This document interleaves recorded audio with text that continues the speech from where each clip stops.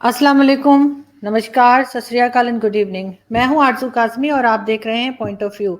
आज जैसे कि आप देख रहे हैं हमारे साथ तारिक फ़तेह साहब हैं।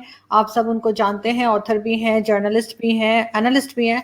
और सबसे बढ़कर ये कि तारिक साहब से हमें हिस्ट्री बहुत अच्छी सुनने को मिलती है और सीखने के लिए बहुत कुछ मिलता है। आज मैं ये बात करना चाहूँगी कि बहुत से लोग जो हैं वो ऐसे हैं, बहुत से हीरोज़ ऐसे हैं जो हिंदुस्तान पाकिस्तान के एक ही हैं और उनको पाकिस्तान को भी मानना चाहिए, लेकिन पाकिस्तान अनफॉर्चुनेटली बहुत से ऐसे हीरोज़ हैं जिनका नाम नहीं लेता। लेकिन एक हीरो फिर भी अभी भी ऐसे हैं जो मुझे बड़ी हैरत है कि कैसे हम भी उन्हें मान लेते हैं, और वो है भगत सिंह।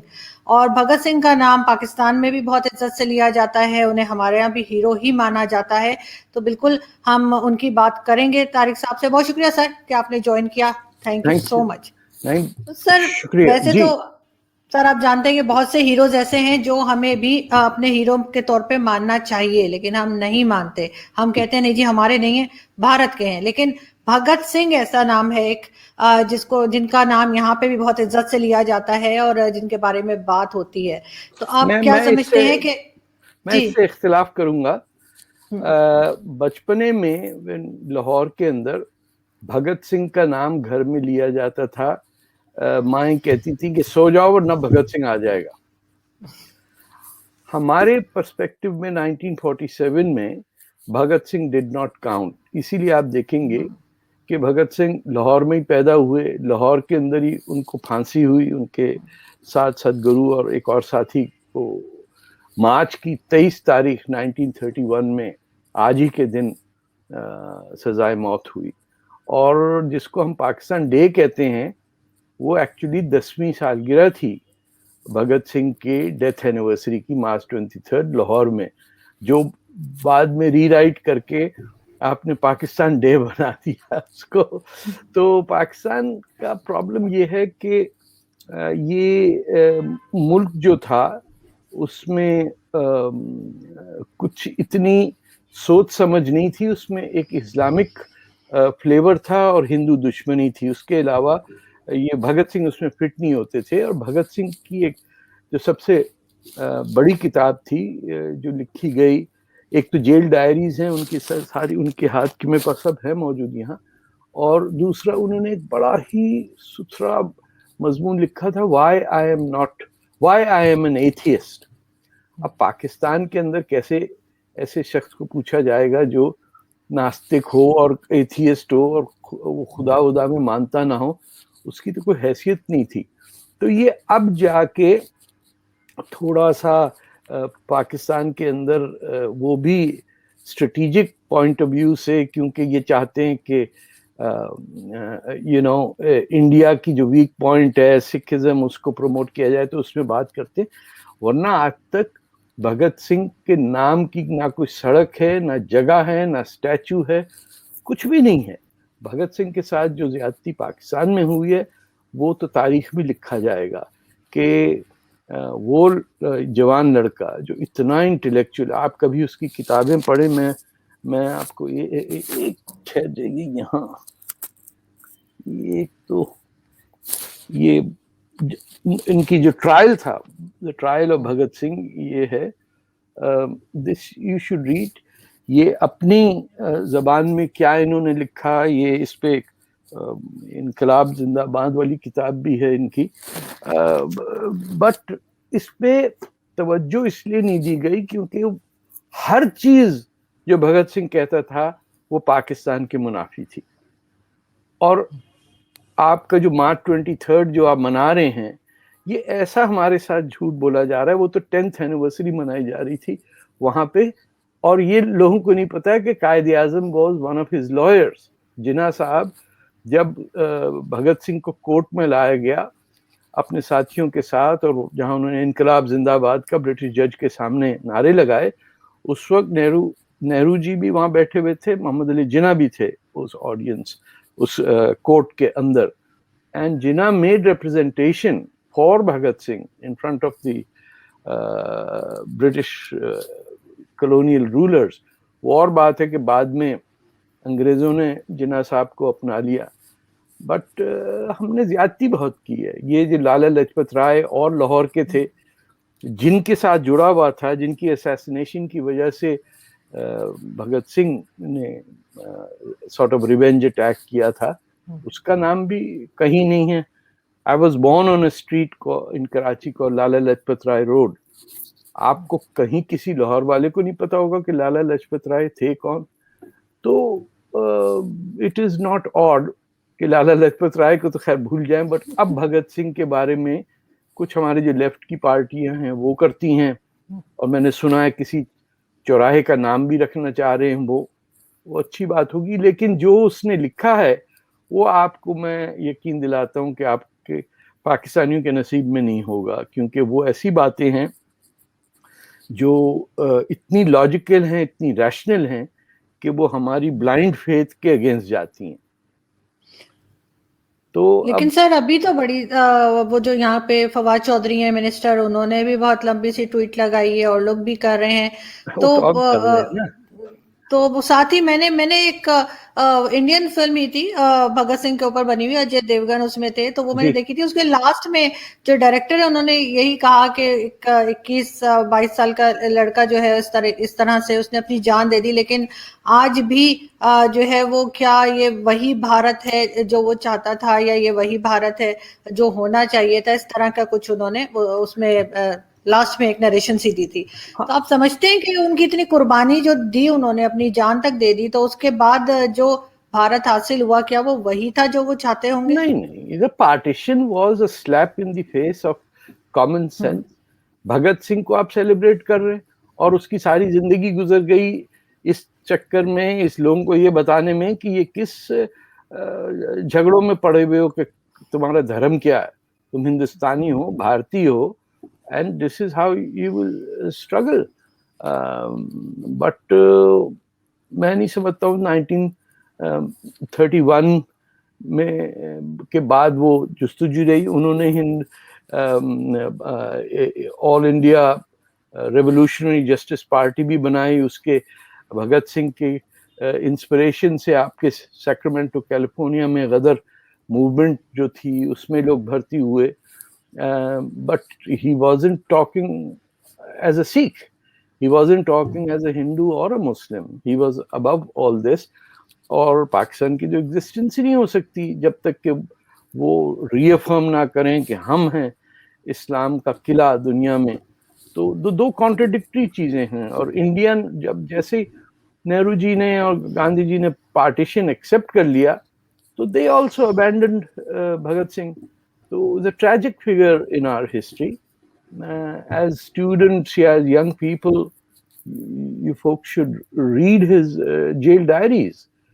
कि वो 20 साल का बच्चा वो रशियन रेवोल्यूशन पे पूरी स्टडी कर रहा है, वो मार्क्स और एंजल्स को पढ़ रहा है, वो अपनी जो लोकल ट्रेडिशंस हैं उसके अंदर बैठ के वो बात कर रहा है कि क्या होना चाहिए और अंग्रेज से कैसे लड़ना चाहिए।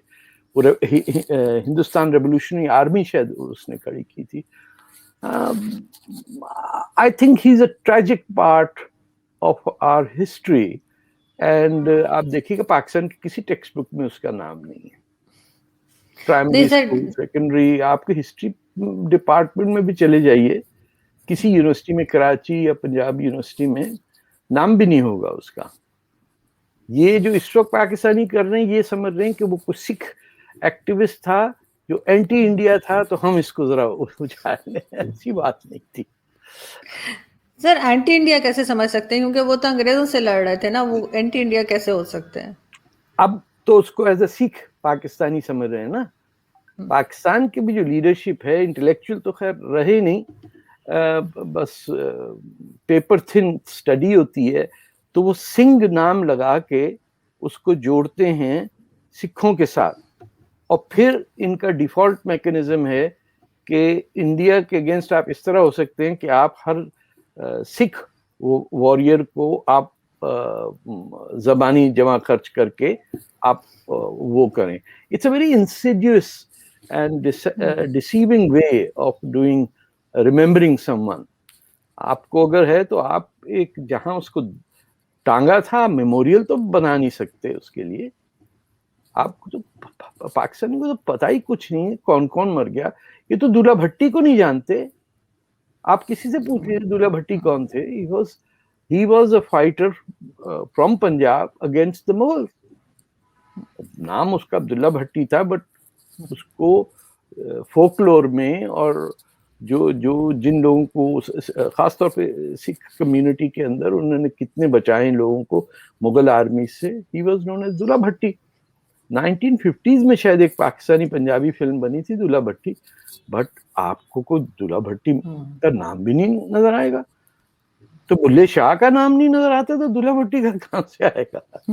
पाकिस्तान का तो नेशनल पोइट दूल्हा ये अपना क्या नाम, अभी मैंने नाम लिया था, it slipped my mind, he should have been.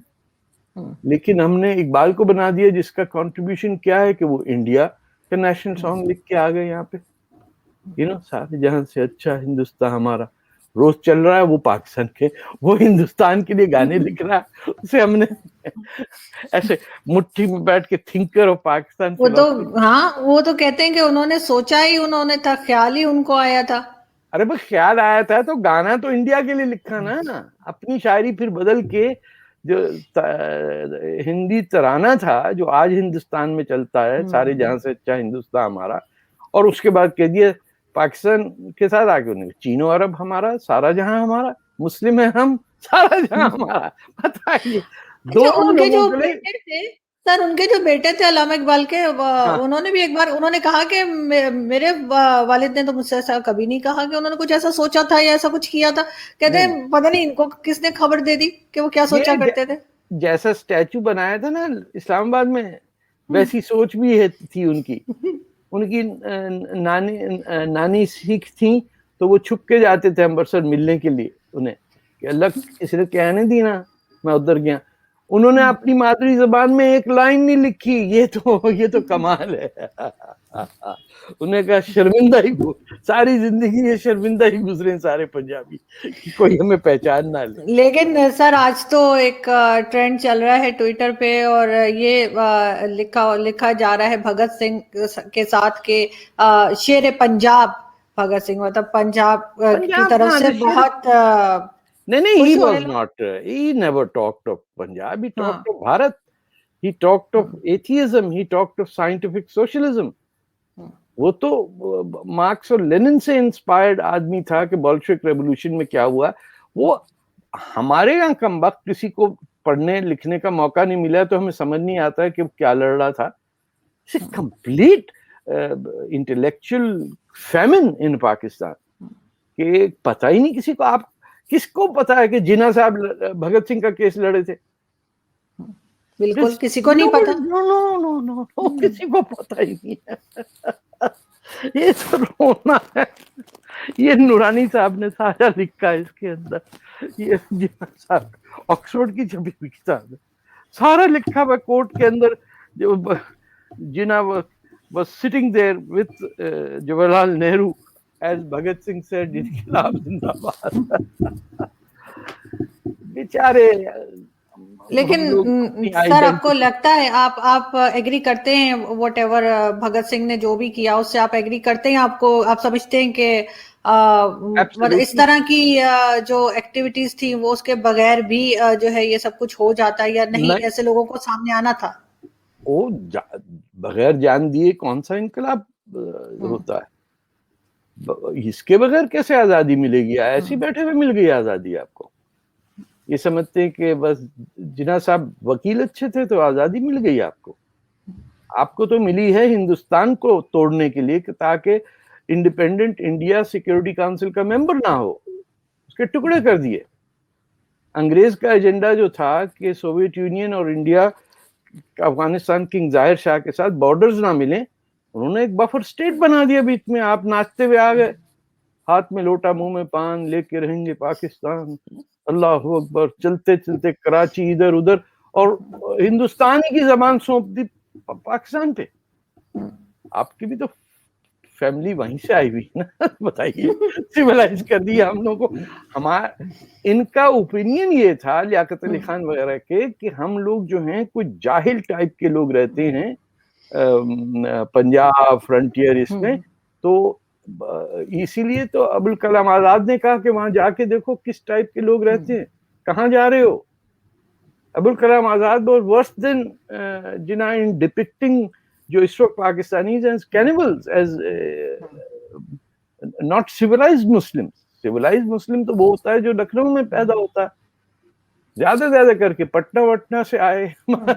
हमें तो जानवर समझ के सिविलाइज करने आए थे ना सब लोग, दिल्ली से ट्रेन में बैठ के। तो देख लीजिए हशर क्या हुआ।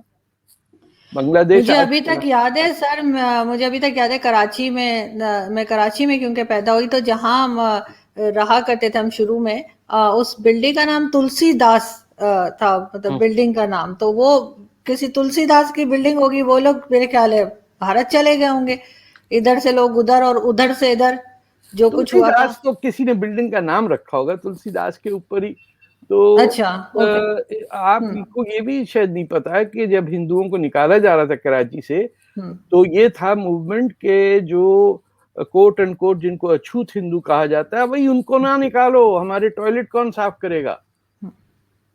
और फिर ये आर्गुमेंट था कि वो नहीं निकाल दो इनको, वहां से क्रिश्चियन आ जाएंगे, वो भी टॉयलेट ही साफ करते हैं, भंगी उंगी जिसको हम कहते हैं। It's a horrible state of mind, that is the Pakistani state of mind. लोग बड़े केपेबल हैं, they are enterprising, you know, हर तरीके से आप उनको कह सकते हैं कि they are successful people and all that, but there is absolutely no political savviness in what they do, how they conduct their affairs, कैसी कैसी बातें करते हैं, क्या क्या आ जाता है टीवी के ऊपर। embarrassing।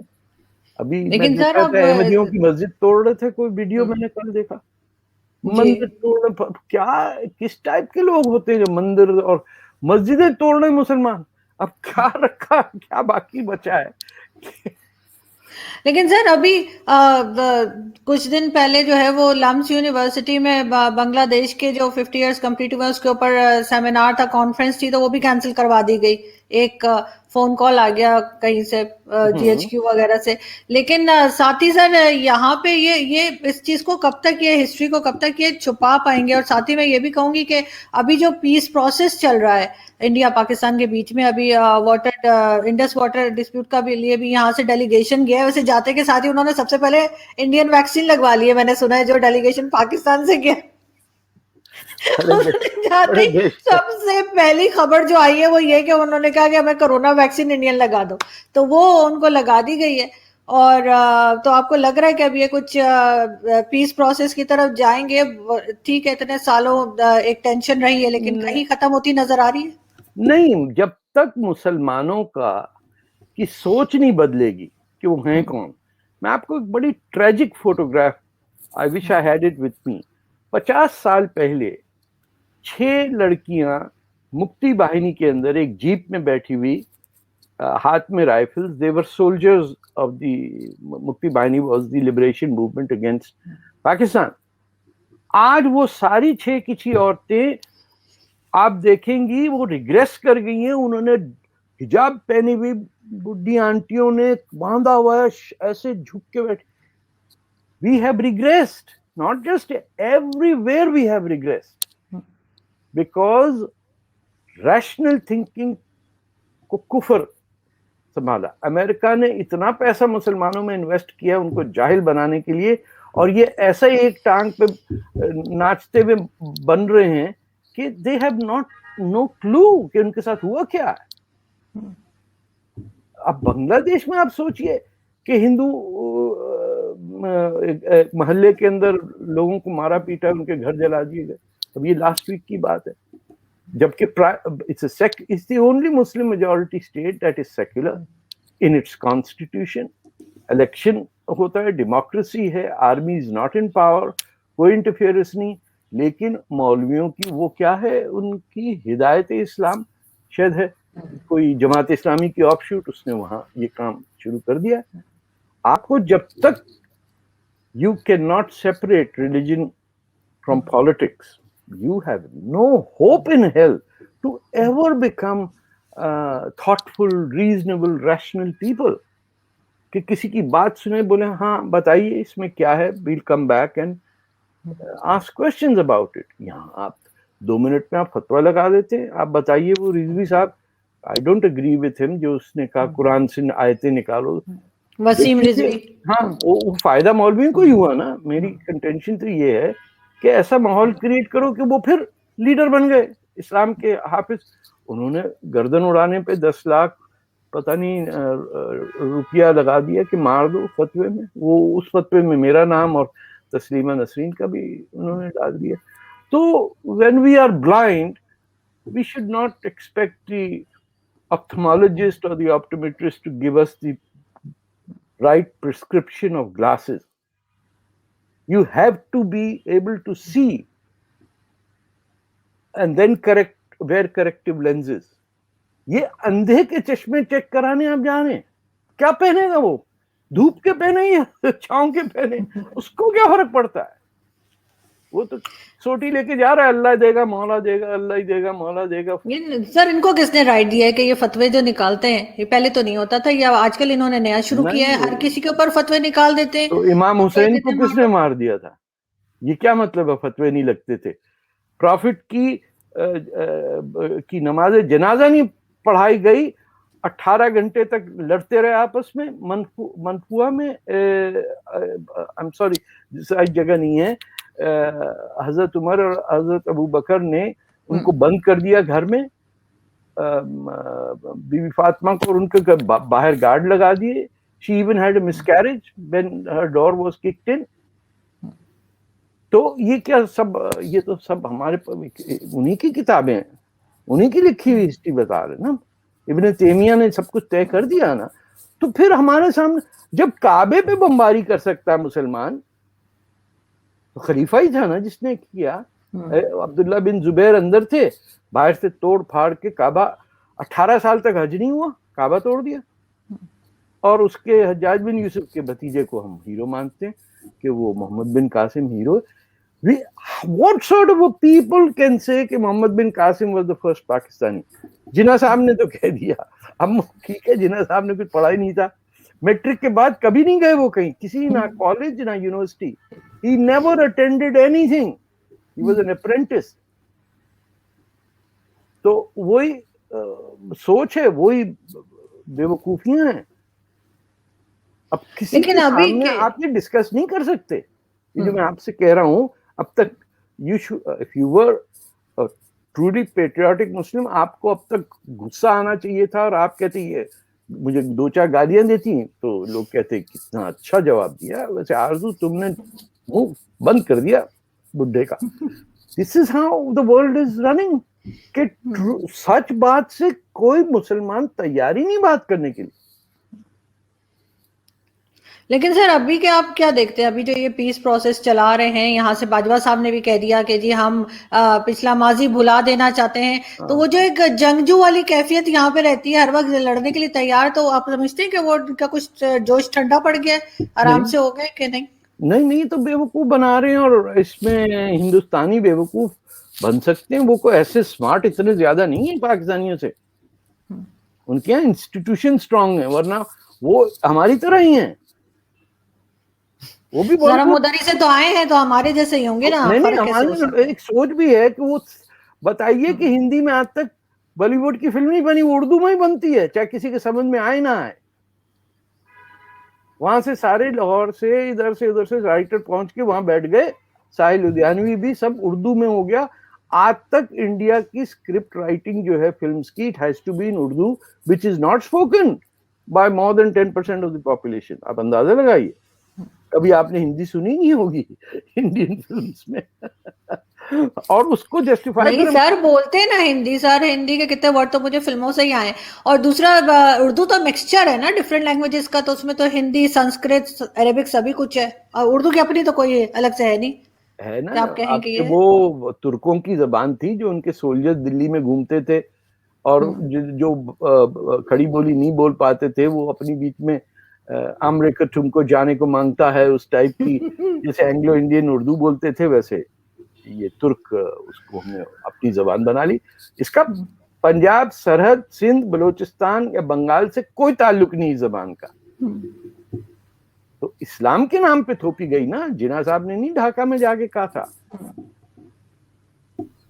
मदर टंग, और पता नहीं अंग्रेजी में बोले जा रहा है वहां, और बेचारे बंगला ढाका में लोग कह रहे क्या कह रहा है आदमी अंग्रेजी में। हाँ, उनको तो हिंदी या उर्दू नहीं आती थी, तो उनको तो लेकिन कुछ वो भी नहीं आता था। इंग्लिश भाई ही सिर्फ उन्होंने बोलते। एक लेटर टू द एडिटर नहीं लिखा अपनी जिंदगी में, एक आर्टिकल नहीं लिखा, एक ऑपेड नहीं लिखा, कॉलम नहीं लिखा। उनके सामने फर्स्ट और सेकंड वर्ल्ड वॉर गुजर गई, उनकी कोई ओपिनियन नहीं थी। वो यूरोप में थे and Bolshevik revolution took place. Uncle को पता ही नहीं था कि क्या हो रहा। उनके 26 फ्लैट थे, उसी की रेंट कलेक्ट करते थे, इधर का उधर स्पेकुलेशन करते थे। एंड में जब विंस्टन चर्चिल मिलने गए तो उन्होंने जिन्ना से कहा कि छुप के मिलना, I don't want people to know that I met you. इन्होंने सारा पैसा लगाया विंस्टन चर्चिल पे, वही मुस्लिम लीग वालों ने, और वहां एटली लेबर पार्टी के इलेक्ट हो गए। अब मिडिल स्टंप उड़ गई। तो ये ज्यादा स्ट्रेटेजिक थिंकिंग वाले भी नहीं है। जब आपकी आइडेंटिटी इतनी घट के छोटी हो जाए कि आप कहीं के 1400 साल पहले हम कुछ भी नहीं थे, और उस जमीन पे रहें या 10,000 साल से लोग as functioning human being in civilization रहते हैं। मोहनजोदारो के रहने वाला कह रहा मैं तो जी बस अभी आया हूँ, आप मुझे जुमेरात की रात कुछ मुराद दे दीजिए, मैं चला जाऊंगा आपके दरवाजे से। उसको पता ही नहीं वो कहां से आ रहा है। टैक्सीला का आदमी कहेगा कि मैं तो अभी अभी पैदा हुआ हूँ। इतनी बड़ी यूनिवर्सिटी, दुनिया की 2 बड़ी यूनिवर्सिटी टैक्सीला और नालंदा, वो मुसलमानों का रोल ये कि हमने उसको जला दी सारे। वहां बहुत किताबें थी सर, हमने उनको बताया हिंदुओं को कि एक किताब काफी होती है, तो 3 लाख किताबें जला दी, कुफर का खात्मा कर दिया। लेकिन सर आप कैसे रोकेंगे? आप तो जो स्टूडेंट्स हैं, जो बच्चे हैं, वो इंटरनेट भी देख रहे हैं, हिस्ट्री आप जैसे लोगों से सुन भी रहे हैं। अब तो रोकना पॉसिबल नहीं है इस चीज को। जब भी हम थोड़ा सा बदलता हुआ रवैया भी देख रहे हैं लोगों में, लोग जो बात कर रहे होते हैं वो तैयार हैं सुनने के लिए। ठीक है, तैयार है ना सुनने के लिए। तो झूठ बोलना किसने आपसे कहा है? आप कह रहे हैं इंडिया से मैं दोस्ती करना चाहता हूं। अबे तुम कौन हो दोस्ती करने वाले? You are subservient to the prime minister. तुम्हारे जनरल बाजवा के टीवी पे आके बात करने की हिम्मत कैसे हुई? Whether you like Imran Khan or you don't like him, but he is the prime minister. He should be speaking. The foreign minister should be speaking. ये 19 बाय द वे एक और चीज बताओ, मार्च 23 है ना आज पाकिस्तान का कॉन्स्टिट्यूशन अडॉप्ट हुआ था 1956 का। तो 2 साल तक इसे रिपब्लिक डे हम कहते थे। स्कूल में छुट्टी होती थी, वो छुट्टी कहलाती थी रिपब्लिक डे।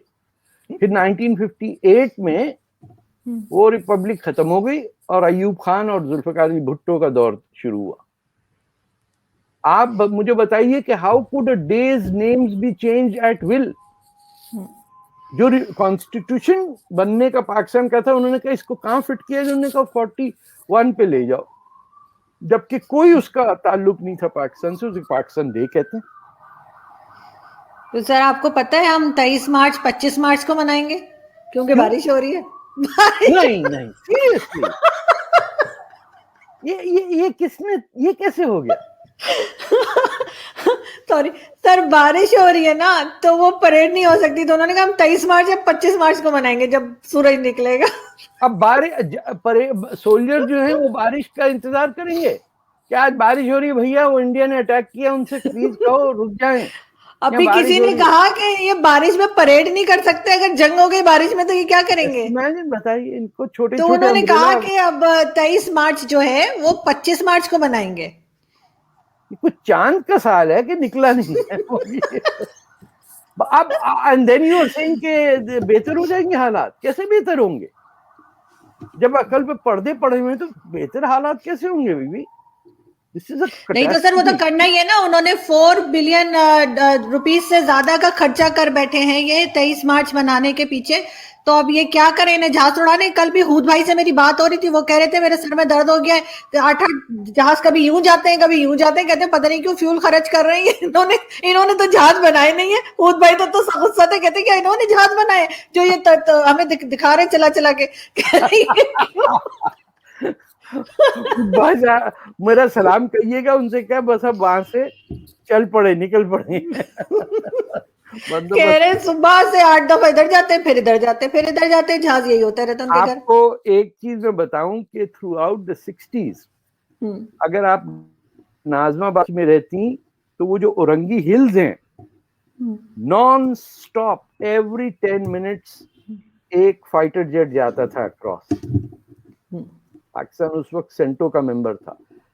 ये फ्लाइट दिन दिहाड़े, the jets would fly across Orangi hills and you could hear the noise continuously, और उसमें लोग बड़े खुश थे।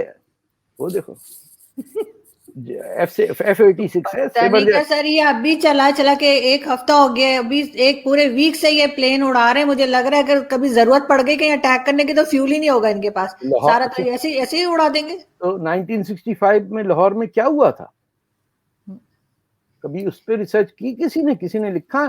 फौज ही नहीं थी आपकी लाहौर में। कहाँ थी? वो ट्रेनों पे बैठ के क्वेटा जा रही थी पूरी डिवीजन।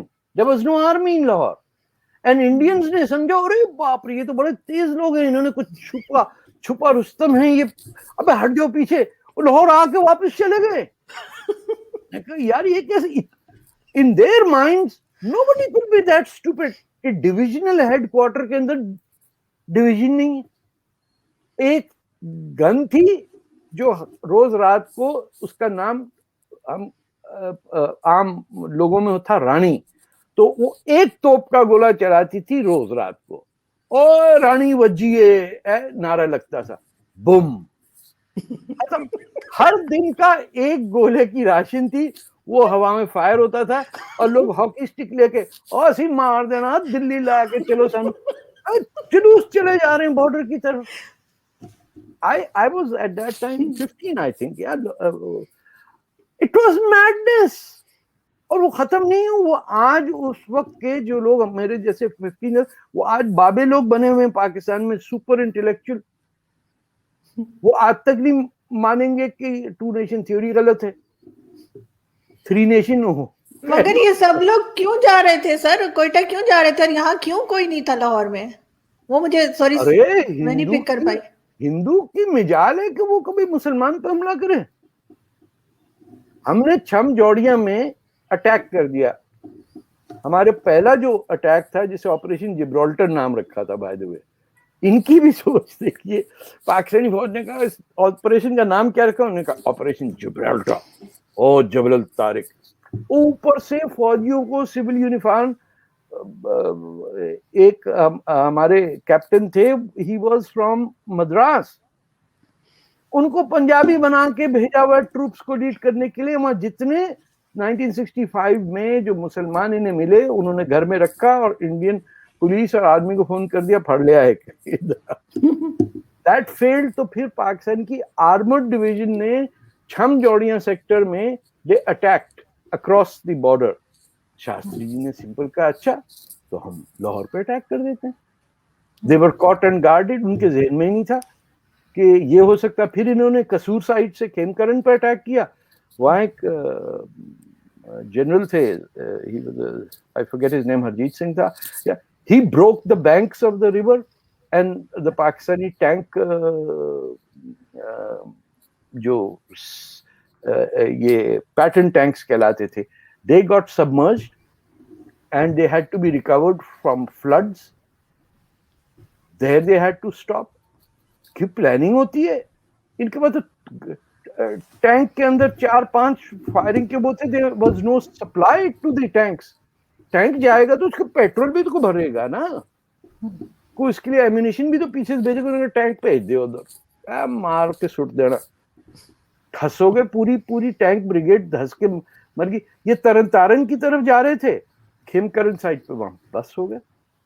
इंडिया का जो टॉप हीरो है 65 की वॉर में, वो भी एक मुसलमान ही है, वो और एक गोवा का लड़का था, टू मैन पीस, जिन्होंने एक बजूका के साथ 5-6 पाकिस्तानी टैंक्स उड़ाए, जबकि after shooting from a bazooka it can not be used again उसकी हीट से। इन्होंने अपना उसको कूलिंग मैकेनिज्म किया था। वो दरख्त पे बैठा हुआ था, ये जो सिपाही था, जो गोवन था, और ये मैं नाम भूल रहा हूँ, and he stopped the Pakistan armored attack on Taran Taran. ना कोई लिखने वाला, ना पढ़ने वाला, ना कोई बोलने वाला।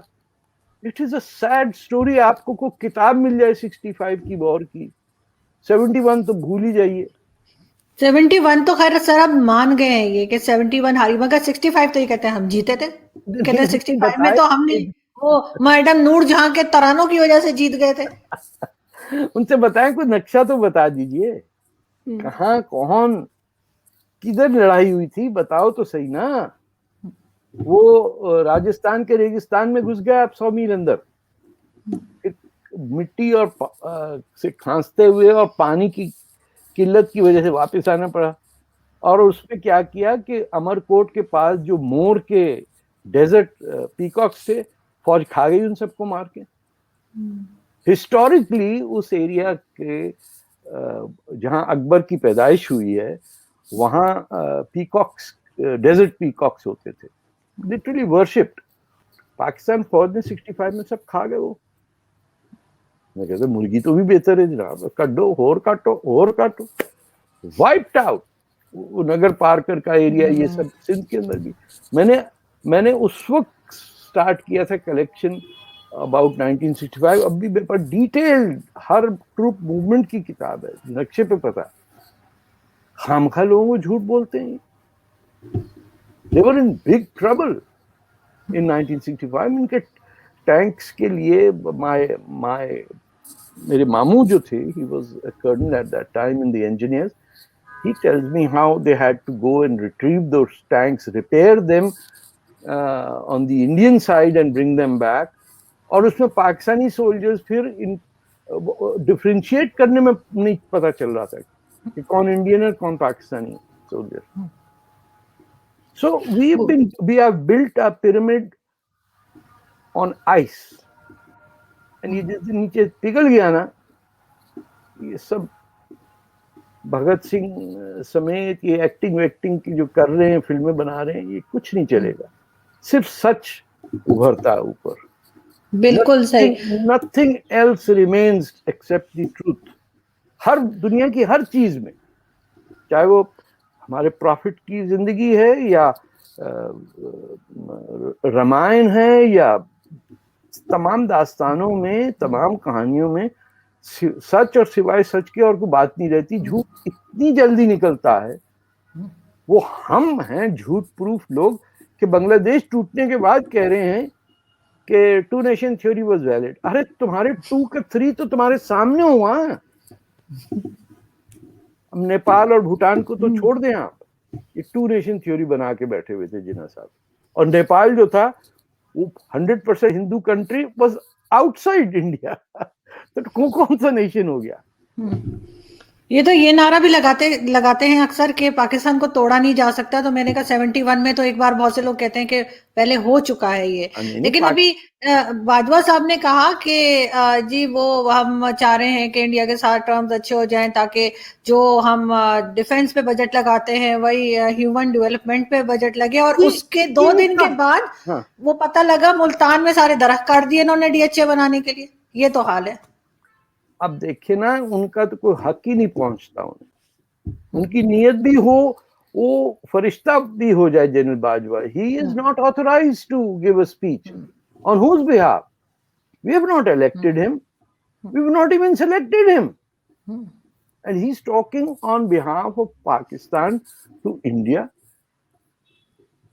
वो तो इंडियन कुछ हमसे इक्वली बेवकूफ हैं, वरना somebody should have told कि भैया इसका माइक कहीं और। हमें तो सर इंडियन आर्मी चीफ का शायद नाम भी नहीं आता होगा, बहुत से लोगों को किसी ने देखा भी नहीं होगा। Why should I? His job is to run the armed forces। किसी जनरल का इनफैक्ट जिस जनरल का नाम बहुत ज्यादा आता है वो भी मुसलमान है, जनरल हसनैन का नाम आ जाता है। उनकी दी ओनली जनरल, एक जनरल बख्शी है और एक जनरल अता हसनैन है, ये दो लोग आते हैं सामने। एंड बाकी no, it's not your job to be in public relations और ऑन टीवी। नहीं, बख्शी सर का तो वो जब बोलते हैं ना लेने के देने पड़ गए, वो मुझे बहुत मजे का लगता है, क्योंकि वो मेरी फैमिली में भी ये बहुत बोला जाता है, वो कोई काम उल्टा हो जाता कहते हैं ये तो लेने के देने पड़ गए, तो वो बहुत ज्यादा लैंग्वेज मैच होती है। वो पंजाब से ही है, बख्शी है। Is a very nice person, very nice person. मुझे लगता है उनको governor general of United India बना देना चाहिए। एग्जैक्टली वो इतने, मैं कोई स्टेटमेंट देती हूँ ना, मतलब कुछ डिफेंड करने की कोशिश करती हूँ इन लोगों को जो कि डिफेंड करने के काबिल नहीं होते बाज़ दफा, लेकिन करना पड़ता है, तो फिर वो बड़े प्यार से कहते हैं नहीं आरजू बिटिया, मैं आपको थोड़ा सा करेक्ट कर देता हूँ, तो मैं कहती हूँ अच्छा, मतलब मैंने कुछ गलत बोल दिया, मैं उधर ही समझ जाती हूँ क्या। नहीं, ये देखिए, एक पहले पाकिस्तान में भी था, you couldn't be a military officer unless you were well versed in history, well versed in your college subjects, at least BA level तक, इंटर लेवल तक तो होता ही था, but then you went to staff college and you learn something. अब तो it is the objective of being in the army is to become rich. It is not to win wars or anything. ये it's a disastrous thing. आप देखिए third world की हर फौज जो है वो अपने लोगों के अगेंस्ट होती है, चाहे कॉन्गो हो, म्यांमार हो, पाकिस्तान हो, जिधर का भी एक लीजिए, टर्की ले लो, वो अपने लोगों को मारने के लिए होती, किसी और से लड़ने के लिए नहीं होती। The only exception is India, where it is the fourth largest military power in the world and you don't see its presence anywhere. आपको सड़कों पे नहीं नजर आते कप्तान ने मार दिया, कर्नल की बीवी ने पिटाई करवा दिया, और ये सब ये वहां नहीं होता। वहां तो वो बच्चे वो पीटते जाके जनरल को। So I think if we concluding about Bhagat Singh, he would be shocked and deeply disappointed at what has happened to his Bharat, and to when he will understand कि Lahore is not even part of Bharat, it would be a soul destroying experience कि पूरे हिंदुस्तान का एक शहर जहाँ हिंदू मुस्लिम सिख फसाद नहीं होता था, जबान सबकी एक थी, उठना बैठना चलना फिरना सब था, उसी को डिस्ट्रॉय किया आपने। और कोई शहर का लखनऊ में कोई पार्टीशन नहीं हुआ, ना पटना में हुआ, ना किधर भी नहीं, सिर्फ पंजाब। इसको काटो ताकि ये हिंदुस्तान की वो जगह जहाँ सब साथ मिलके एक जबान की वजह से you are friends with each other, ये फ्रेंडशिप काटो, उसमें अंग्रेज सक्सेसफुल हो गया। बिल्कुल, लेकिन आज यहाँ पे भी बहरहाल कुछ लोग ऐसे हैं जो भगत सिंह का नाम ले रहे हैं, और जो सुन के अच्छा लगा मुझे, तो बहादुर होना चाहिए। बिल्कुल बहादुर लोग हैं। मैं कुछ लोग जानता हूँ जो एक चौराहे का नाम भगत सिंह के नाम पे रखना चाहते हैं, को अल्लाह खुश नसीब करे, but till we change our attitude towards reasoning and rational question and answers, we have no hope in hell. बिल्कुल ठीक, लेकिन सर दुआ कर सकते हैं हम कि कुछ बेहतरी हो जाए। और करते रहते हैं वो भगत सिंह होते तो कहते दुआ मत करो। भगत सिंह की पोजीशन ये थी कि ऊपर नीचे कोई भी नहीं है, तुम ही वो मेरे अब्बू के एक दोस्त भी थे, असरार अहमद, शायद आप जानते हैं, जर्नलिस्ट, वो भी बिलीव नहीं करते थे। वो कहते थे जैसे लोग कहते हैं ना ओ माय गॉड या बिलीव गॉड, वो कहते थे बिलीव मी, ट्रस्ट मी, वो ऐसे करके बात करते थे ना। बोले जी मैं आपका क्या कर सकता हम उनका बड़ा इंतजार करते थे ईद पे कि अंकल आएंगे तो ईदी मिलेगी, तो वो ईद पे जरूर आते थे। तो very nice person, he was very nice person. तो अगर आप मिले हो बिल्कुल उनसे, क्योंकि पुराने जर्नलिस्ट को अक्सर को आप जानते हैं। हम तो इनके जूनियर थे, जवाहर साहब के और ये सब। अच्छा, उनसे एक दफा वो अमिताभ बच्चन को एज अ फिल्म एक्टर बिल्कुल नहीं जानते थे। उनको किसी ने कहा, अमिताभ बच्चन का नाम लिया तो उनको समझ नहीं आई, तो फिर उनसे कहा गया कि पार्लियामेंट के मेंबर हैं वो। कहते अच्छा, अब फिर उनको समझ आई, कहते अच्छा मूवीज के बिल्कुल उनको नहीं पता, वो कहते सिर्फ और सिर्फ पॉलिटिक्स और जर्नलिज्म करते थे वो। और क्या है, इन 2 सब्जेक्ट्स के अलावा इससे ज्यादा आप क्या खिदमत कर सकते हैं किसी की? और आपको एक एक मैं उनका जोक भी बताऊं जाते जाते, उनके ही वॉज अनमैरिड ना, वो उन्होंने कभी शादी नहीं की थी, और उनके घर में चोरी हो गई। जब उनके घर में चोरी हुई तो हमारे पेपर तो बगैर पूछे एक ही जैसी न्यूज लगाते हैं, तो उन्होंने कहा कि इनके घर से जेवरात बरामद। तब उन्हें उनको इतना तंग किया, उनके दोस्तों ने कही छुप के शादी करने जा रहा था, उसके घर में जेवर किधर से निकल कर आए ना। वो सब लिख दिया होगा उन्हें रिपोर्टर्स ने। हाँ, रिपोर्टर ने वो लिख दिया, तो बहुत ही तमाशा लगा था। अच्छे दिन थे वो, बहुत अच्छे। बुरके वुरके नहीं नजर आते थे। अब ऐसे लोग नहीं मिलते आपको, अब उस तरह के लोग आपको नजर नहीं आते। अब हमारा अजीब सा मीडिया है, अजीब किस्म के लोग हैं। आपको एक और बात बताऊं कि जैसे सन अखबार था, जहाँ जबार साहब भी असिस्टेंट एडिटर थे, अगर आपने जर्नलिज्म में की हुई डिग्री तो you would not get a job there. अच्छा। वो कहते थे कि 2 finger typing and education in some totally different field, physics हो या, because they will not accept the fact that this is a trade that can be taught. It can only be learned in practice. तो कब reporter या trainee reporter होते थे, जहां जिसने 5 उंगली से टाइप किया ना, आउट। शमीम साहब कहते हैं जाइए भाई, कहीं टाइपिस्ट वाइपिस्ट लगी, ये चीजें गलत जगह आ गए। वो कहते थे कि जो 5 फिंगर से टाइप करते हैं वो किसी और का मटेरियल टाइप करते हैं, जो 2 फिंगर से टाइप करते हैं वो कहीं और देख ही नहीं सकते। तो it is their own. It was an amazing barometer to जज। एग्जैक्टली।